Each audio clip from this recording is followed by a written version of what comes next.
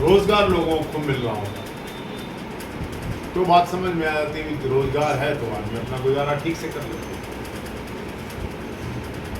लेकिन रोजगार के मुद्दे पर हरियाणा में हम नंबर 1 पर पहुंच गए हैं बेरोजगारी में देश के अंदर।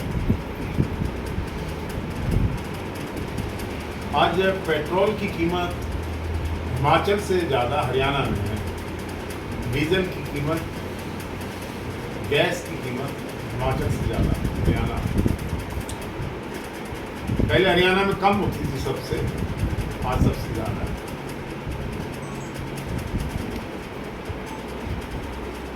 जहाँ तक पब्लिक डिस्ट्रीब्यूशन सिस्टम था जो गरीबों को एक सपोर्ट दिया करती गवर्नमेंट, अनाज की, तेल की, चीनी की, ईंधन की, वो सब विड्रॉ। और भारतीय जनता पार्टी की सरकार कहती है कि हमने 8 करोड़ गैस के कनेक्शन दिए हैं। मैं मानता हूँ, स्वागत करता हूँ इस बात का, दिए उज्ज्वला योजना के तहत, फिगर है, आंकड़े हैं। लेकिन इस देश के अंदर 66 करोड़ 70 लाख कनेक्शन हैं, बाकी के 58 करोड़ कनेक्शन किसने दिए? भारतीय जनता पार्टी की सरकार तो थी, कांग्रेस ने दी, और दिए तो 370 रुपए के सिलेंडर पे दिए। भारतीय जनता पार्टी ने देश के 66 करोड़ 70 लाख लोगों को गैस के सिलेंडर 1100 रुपए के भाव पर देते, जो कि ऑलमोस्ट तिगना है। गैस के कनेक्शन गांव के अंदर ग्रामीण महिलाओं में, गरीब के घर में शोपीस बन गए, किसी काम नहीं आ रहे क्योंकि उसको दोबारा भरवाने की शक्ति नहीं।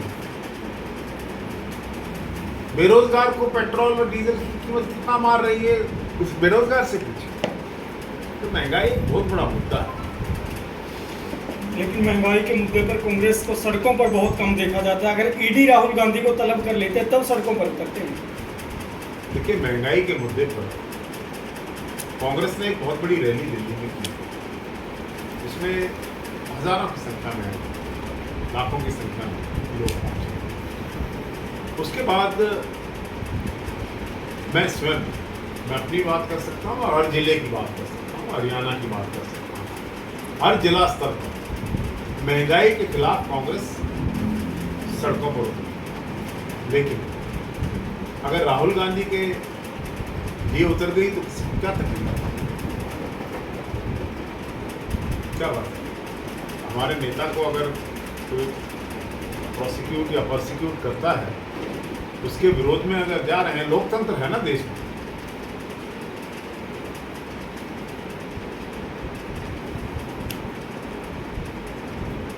दूसरी बात, हरियाणा में बेरोजगारों की एक इतनी बड़ी सेना इकट्ठी हो गई है कि ये विस्फोटक स्थिति की ओर हरियाणा के युवाओं को धकेल रही है। और जो क्राइम हरियाणा में बढ़ा है, उसका मुख्य कारण बेरोजगारी है। जो बैंक लूट रहे हैं, जो हत्याएं हो रही हैं, डकैतियां पड़ रही हैं, चोरियों की भरमार है, उसका कारण है जो बेरोजगार नवयुवक है, तो दोबारा जो कांग्रेस के राज में मुख्य धारा में लौटा था, आज फिर एक बार जुर्म की दुनिया की ओर, क्राइम की दुनिया की ओर बढ़ रहा है। बेरोजगारी के परिणाम ये न समझना एक नौजवान को नौकरी नहीं मिली, इसके बहुत बड़े सामाजिक प्रभाव होते हैं, आने वाली पीढ़ियों पर प्रभाव होते हैं। ये एक ऐसी तीसरी बात है, कि भारतीय जनता पार्टी को आप के माध्यम से कहना चाहता हूं, आपको भी कहना चाहता हूं कि क्या वो अपने वायदे भूल गए? क्या उनकी याददाश्त इतनी छोटी हो गई कि उनको ये याद नहीं आया कि देश में बुलेट ट्रेन चलानी थी? ये याद नहीं आ रहा कि देश में 100 नए शहर बनने थे? ये याद नहीं आ रहा है 15 लाख देने कि 15 लाख रुपए आने थे? ये याद नहीं आ रहा है कि 2 करोड़ लोगों को, बेरोजगारों को हर साल नौकरी मिलनी थी? ये याद नहीं आ रहा है कि महंगाई के खिलाफ भारतीय जनता पार्टी के लोग से बदन के कपड़े उतार कर सड़कों पर उतरे थे? ये याद नहीं आ रहा है कि माननीय प्रधानमंत्री श्री नरेंद्र मोदी जी ने कहा था कि रुपया पतला होता जा रहा है। अब पतला हो रहा है कि और पतला हो रहा है? आपको याद दिलाना चाहिए। कौन सा ऐसा वायदा है? किसान की आमदनी दुगनी हो गई, वो तो याद दिलाने की जरूरत ही नहीं। 2 करोड़ नौकरियां भी लग रही हैं। बुलेट ट्रेन कैथल तक तो आती है, आगे कहीं आए ना आए। कहाँ है ये? देश को विश्वास दिलाया गया है कि देश आगे बढ़े। इतने अच्छे एजेंडों पर बात करने वाली कांग्रेस के उम्मीदवार हार जाते हैं नगर परिषद के चुनाव में, क्योंकि ये एजेंडे अभी भी लोगों को समझ में नहीं आ रहे। आप लोगों के आप प्रेस के लोग हैं, आपकी आंख भी खुली रहती है, कान भी खुले रहते हैं, आप नाक से भी सुन के बता देते हो, आपको चीज़ को छूने की जरूरत नहीं है। लेकिन मुझे इस प्रश्न पर कोई आपत्ति नहीं है, लेकिन मैं आपसे समझना चाहता हूँ, क्या नगर पालिका के चुनाव हरियाणा के भाग्य का निर्णय करते हैं?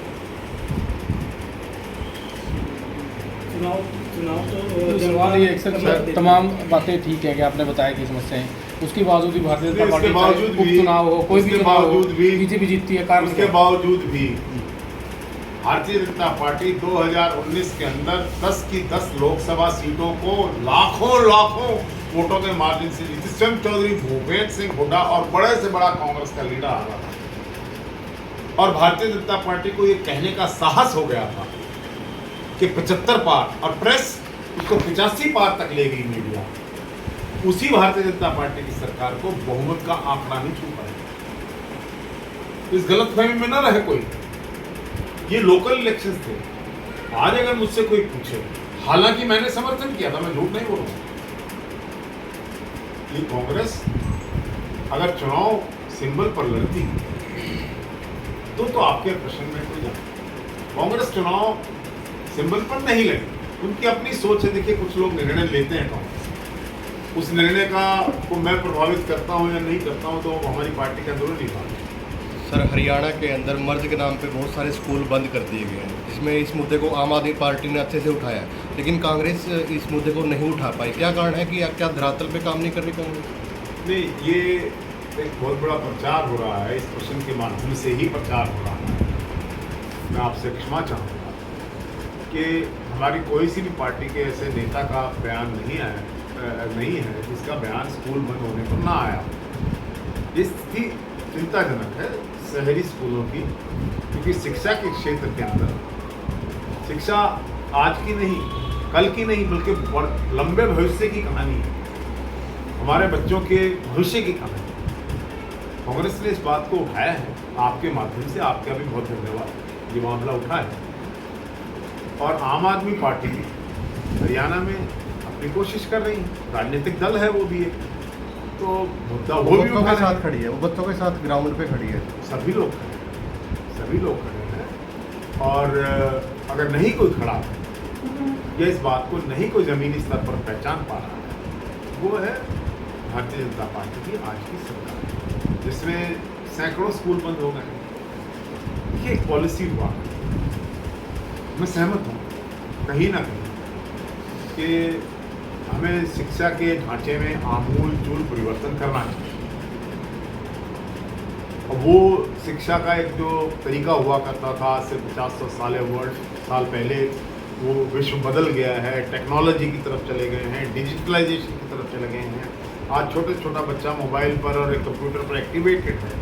तो इस शिक्षा के ढांचे को थोड़ा सा हमें बदलना चाहिए। उसमें बजाय इसके कि स्कूल बंद करें, हम ऐसे पॉलिसी डिसीजंस लें जिससे भविष्यात्मक सोच के साथ हम एजुकेशन सेक्टर जो इतना इम्पोर्टेंट सेक्टर है, वेरी इम्पोर्टेंट, इसकी इम्पोर्टेंस तो समझना चाहिए। हेल्थ और एजुकेशन दोनों इम्पोर्टेंट हैं। सर, आपको नहीं लगता कि कांग्रेस पार्टी के जिला स्तर पर जो संगठन के चुनाव या पदाधिकारी की नियुक्ति है उसके ना होने से नुकसान हो रहा है? मैं आपसे सहमत हूँ, ये बड़ा महत्वपूर्ण प्रश्न है और आज का नहीं है। पिछले 8.5 साल से हरियाणा में जमीनी स्तर का संगठन नहीं है। इससे कांग्रेस को, चाहे वो लोकसभा के चुनाव हो, चाहे वो विधानसभा के चुनाव हो, और चाहे आपने जैसे याद दिलाया स्थानीय निकायों के चुनाव, इन सब चुनावों में कांग्रेस के जमीनी संगठन ना होने का और इतने लंबे समय से ना होने का बहुत बड़ा नुकसान उठाना पड़ा है। और अब भी मैं ये कहना चाहता हूँ कि संगठन के निर्माण में कोई देरी नहीं होनी चाहिए। It should be done without delay. इसकी वजह क्या मान रहे हैं आप? इतना लंबा समय हो गया, आप काफी बड़े नेता। ये बड़ी महत्वपूर्ण बात आप पूछ रहे हैं, बड़े सहज ढंग से पूछ रहे हैं। It's a leading question for me. देखिए, अगर संगठन नहीं बना तो कोई और तो दोषी नहीं हो सकता है। इसके लिए हम सब दोषी हैं। जो संगठन के निर्माण में हम अपनी प्रायोरिटी नहीं दिखा सकते, सबसे पहले ये काम होना चाहिए। तो इसका नुकसान के साथ साथ, डिले के साथ साथ कि क्यों हुआ है, इसमें मैं समझता हूँ कि सभी की गलती है। ऐसा तो नहीं है कि नेताओं के हिसाब से पार्टी जो है जिलों में या क्षेत्र में बंट गई है, इसलिए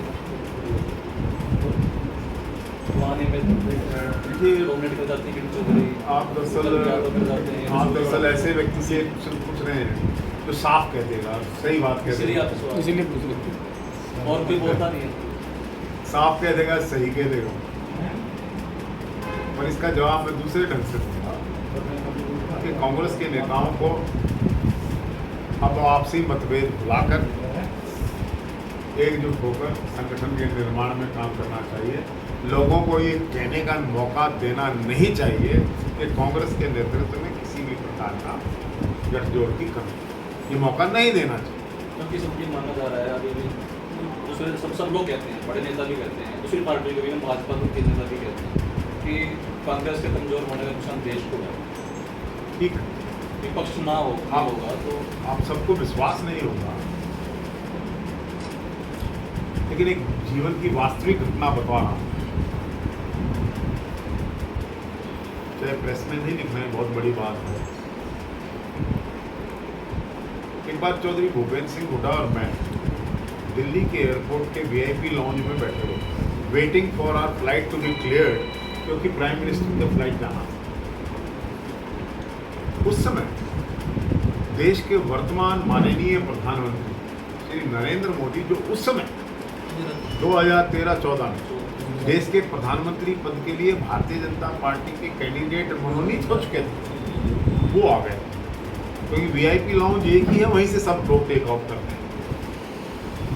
उनके जहाज में 1.25 घंटे की देरी होगी और हमारे में 1.5 की।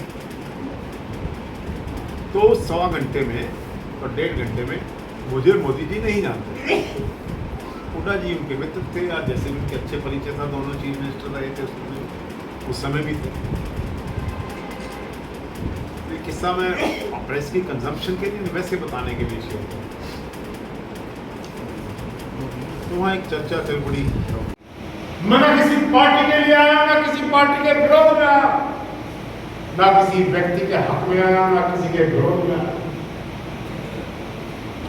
लेकिन जहाँ हम चले जाएं, वहाँ राजनीति हमेशा अपने आप हुआ।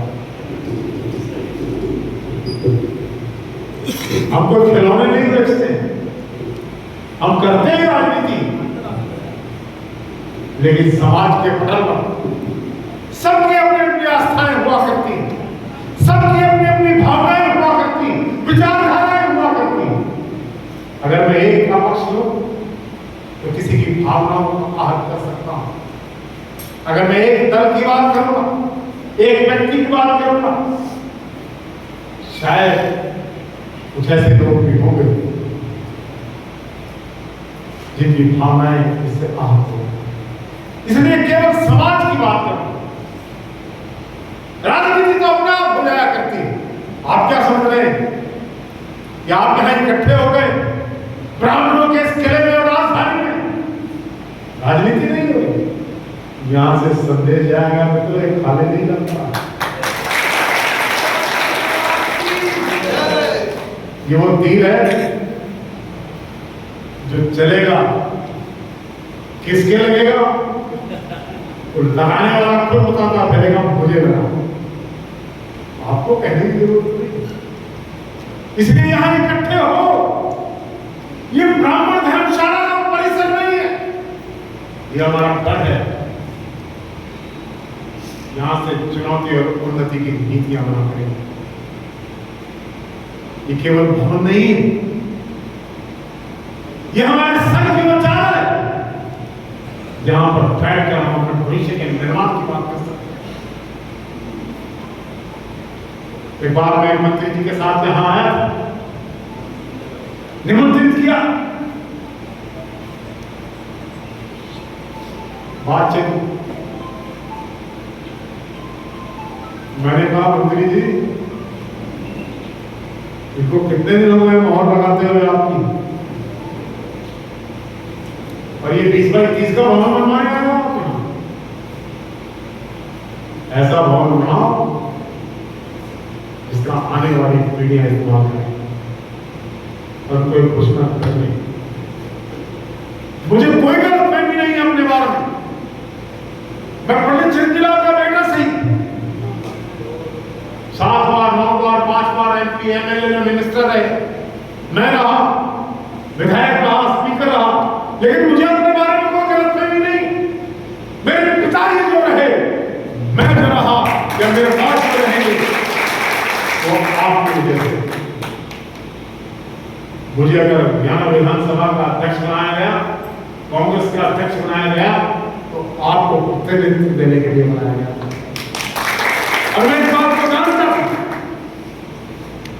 कि मैं यहां इस कुर्सी पर बैठा हूं तो आपकी भावनाओं से बैठा हूं, आपके आशीर्वाद से बैठा हूं।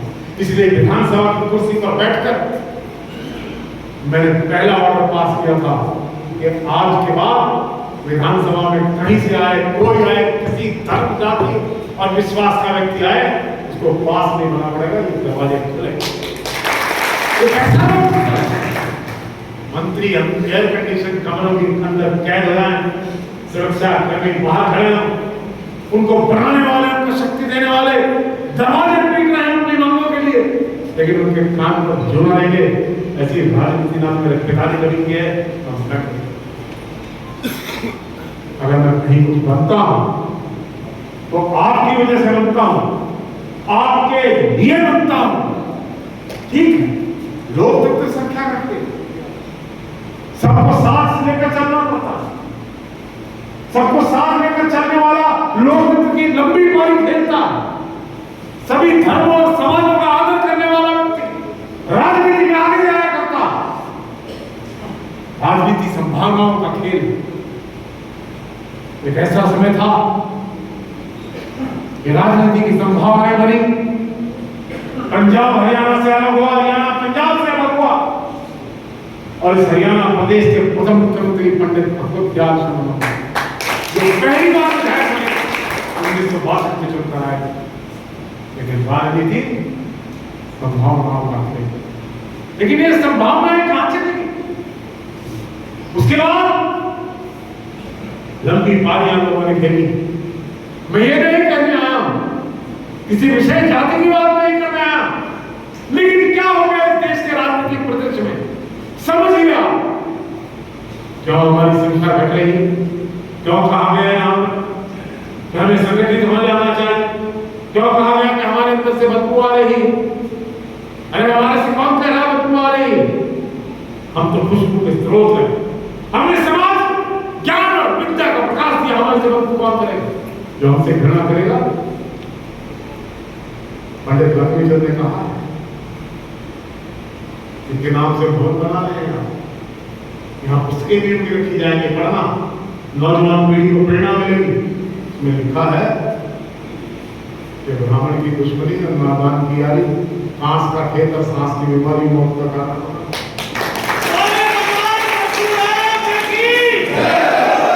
इसलिए किसी को हमसे घृणा नहीं करनी चाहिए, हमारा सम्मान करना चाहिए। हम सबका सम्मान करते हैं, हम सबको इज्जत देना चाहते हैं, हम सबको साथ लेकर चलना चाहते हैं, लेकिन कोई हमारे अपमान की सोचे, कोई हमें नीचा दिखाने की बात करेगा, इस चीज को कतई बर्दाश्त नहीं किया जाएगा। इसके खिलाफ आवाज बुलंद रही। साथियों, चर्चा हुई यहाँ विधानसभा में, हरियाणा सरकार द्वारा बिल लाया यहाँ कि कुरुक्षेत्र के सभी मंदिरों का अधिग्रहण चौटाला सरकार ने कर लिया, सभी तीर्थों का अधिग्रहण हो गया। 9,000 ब्राह्मण परिवार के पेट पर लात लगने वाली थी। सरकार हमारी आई, वो कानून नहीं बन सका, उसको सरकार आने के बाद तुरंत प्रभाव से निरस्त करके हमने आज ब्राह्मण तीर्थोद्धार सभा कुरुक्षेत्र में जीवित, जिसको मारने का प्रयास किया। धनवानी का प्रसिद्ध मंदिर, मानता हूं हमारी सरकार की चौधरी भूपेंद्र सिंह हुड्डा इसके अधिग्रहण की बात की। अपने समाज के बारे में सोचता है। जिस समाज के अंदर एकता, भाईचारा और संगठन मजबूत होता है, वही समाज तरक्की करता है। जिस समाज के अंदर मजबूत एकता है, मजबूत भाईचारा है, मजबूत संगठन है, वही समाज आर्थिक रूप से, सामाजिक रूप से और राजनीतिक रूप से मजबूत हो सकता है। यदि हम अपना संगठन मजबूत नहीं बनाएंगे तो आप राजनीति के अंदर तरक्की नहीं कर सकते हैं। और राजनीति के बगैर सभी साथी, सभी विद्वान, समाज के सारे जिले से आए हुए चुनिंदा साथी, कोई सरपंच है, कोई जिला पार्षद है, कोई किसी संगठन से जुड़ा हुआ है, एक से एक मजबूत साथी समाज का इस सभा के अंदर बैठा है। तो मेरी सभी साथियों से अनुरोध है, जब तक आप अपना संगठन मजबूत नहीं करेंगे तब तक आप राजनीतिक में सक्सेस नहीं हो सकते हैं, और जब तक राजनीतिक में सक्सेस नहीं होंगे तब तक इस समाज को आप ऊपर नहीं उठा सकते हैं। आज बड़ी सोचने की बात है, आपका समाज बहुत ही कहां जा चुका है, आप सब जानते हैं इसके बारे में। तो मेरी सभी साथियों से अपील है, एक दूसरे को नीचा दिखाने की बजाय, एक दूसरे की टांग खींचने की बजाय अपने समाज के संगठन को मजबूत करें। यदि आपका समाज संगठन मजबूत होगा तो आपके कुलदीप शर्मा जैसे नेता, जो कि हरियाणा के रतन हैं, ये मजबूत होंगे, उभर कर आएंगे और हरियाणा के अंदर आप सभी साथियों का काम बढ़ेगा। साथियों, आज के मुख्य अतिथि कुलदीप शर्मा जी आए हैं, मैं इसके बारे में अपनी बात रखता हूँ। मैं जब इनके पास गया, पिछले 20-22 सालों से मेरा इनके साथ रिश्ता है। उससे पहले मेरे पिताजी का पंडित चरणजी लाल जी के साथ रिश्ता था। जब भी मैं अपने निजी काम के लिए गया या कोई भी समाज के काम के लिए गया, शर्मा जी ने 100% दिया है, कभी भी खाली हाथ हमें वापस नहीं किया है। और साथियों, समाज की बात आप सभी ने पता है, जब भी बनभोरी मंदिर की बात आई, चौधरी भूपेंद्र सिंह जी हुड्डा और उसकी सरकार के दिन ऐसे कार्य करने चाहती थी, लेकिन शर्मा जी ने अपने छात्र लाई और वही उसी परिवार के अंदर मंदिर है। 10% के बारे में आपने नौकरियों की सुनी है। पंडित कुलदीप शर्मा जी और विनोद शर्मा जी ने कंधे से कंधा मिलाकर आपके समाज को दिया। और आज भी सुप्रीम कोर्ट के अंदर वो केस चला हुआ है, 25-30 लाख 50 लाख के वकीलों के फीस पंडित कुलदीप शर्मा जी और पंडित विनोद शर्मा जी देते हैं। साथियों, जब ये भाई हमारे समाज के लिए इतना बड़ा काम कर रहे हैं, तो हमारा भी फर्ज बनता है कि अपने साथियों को, भाइयों को संगठन से, राजनीतिक से, हर तरीके से इनको मजबूत करें, ताकि आने वाले समय में आपके बच्चों का भविष्य भी बन सके। मैं एक बार फिर आप सभी साथी यहाँ पर पहुंचे हैं, आप सभी साथियों का धन्यवाद करता हूँ, मान करता हूँ, सम्मान करता हूँ। जिला कैथल की ब्राह्मण धर्मशाला का पूरे हरियाणा में अपना एक अलग स्थान है, अलग एक नाम है। और इस धर्मशाला के झंडे के नीचे, इस धर्मशाला की पताका के नीचे जिला का ही नहीं पूरा हरियाणा का ब्राह्मण समाज एकजुट है। और ये ब्राह्मणों की एकजुटता का ही परिणाम है कि कैथल विधानसभा हो या कुरुक्षेत्र लोकसभा हो, हर राजनीतिज्ञों को इस चौखट पर आना पड़ता है। हर राजनीतिज्ञ सबसे पहले ब्राह्मणों की चौखट में चकारता है, फिर वो इलेक्शन जीतने की सोचता है। ये एकता है। और जिस तरीके के राजनीति में आज के हालात पैदा हो चुके हैं और लगातार हो रहे हैं, उन हालात को देखते हुए हमें भी एकजुट होना पड़ रहा है। और हम एकजुट हैं और एकजुट रहेंगे। ब्राह्मणों को एकजुट हुए बगैर ना तो उनका राजनीति में हिस्सा मिलता, ना ही सामाजिक रूप से हिस्सा मिलता। हम आज शैक्षणिक रूप से भी और सरकारी नौकरियों में हमारे हिस्से के अनुरूप भी बहुत ज़्यादा पिछड़ रहे हैं। तो मेरा आपसे एक ही अनुरोध है कि ब्राह्मण समाज आपके पीछे खड़ा है, आपकी ताकत है, आपको राजनीति के उस मुकाम तक ब्राह्मण समाज लेकर भी जाएगा। लेकिन अगर आपके हाथ में कलम आए, आपके हाथ में पावर आए, तो आप इस ब्राह्मण समाज को याद रखें। इस ब्राह्मण समाज के भलाई का ऐसा है कि आप पूर्व में भी करते आए हैं, लेकिन हम और थोड़ी जोर से अपील करते हैं कि आपको जब ताकत मिले तो आप हमारे इस ब्राह्मण समाज को ना भूलें और इस ब्राह्मण समाज के जितने हित के काम अधिक से अधिक हो सकते हैं उतने करें। यही हमारी आपसे रिक्वेस्ट है।